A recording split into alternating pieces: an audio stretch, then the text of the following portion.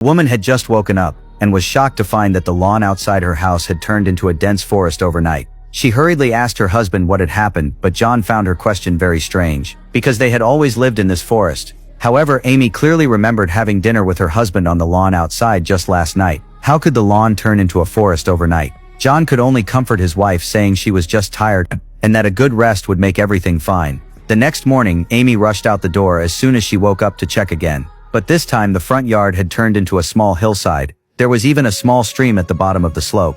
Everything was too bizarre. Frightened, Amy rolled down the slope into the water. Fortunately, John arrived just in time to save her. When Amy regained consciousness, she hugged John and thanked him for saving her.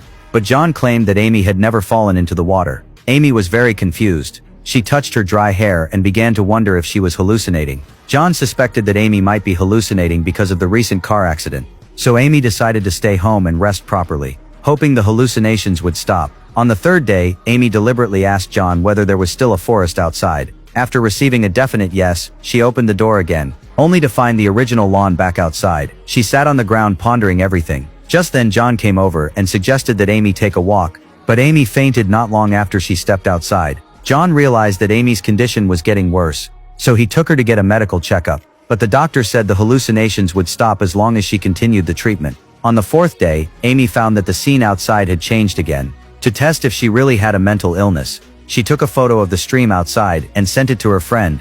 Unexpectedly, her friend said that was indeed what her front yard looked like. So Amy accepted the fact that she was seriously mentally ill. She guilt-riddenly brought her husband a bottle of water, and blamed herself for doubting the one closest to her. But just as Amy was pouring water, a terrifying thought struck her. It turned out that all the water Amy drank came from John. She immediately checked the water supply at home. Sure enough, the same water came with two different cap colors. She had always been drinking from the bottles with red caps, while her husband John only drank from the blue-capped ones. Amy switched all the bottle caps with each other. At lunch, John drank a bottle with the switched cap. Soon he began to feel dizzy. He forced himself to take a shower, but still felt dizzy, so he made a phone call and drove away. This gave Amy a chance to verify everything that had happened.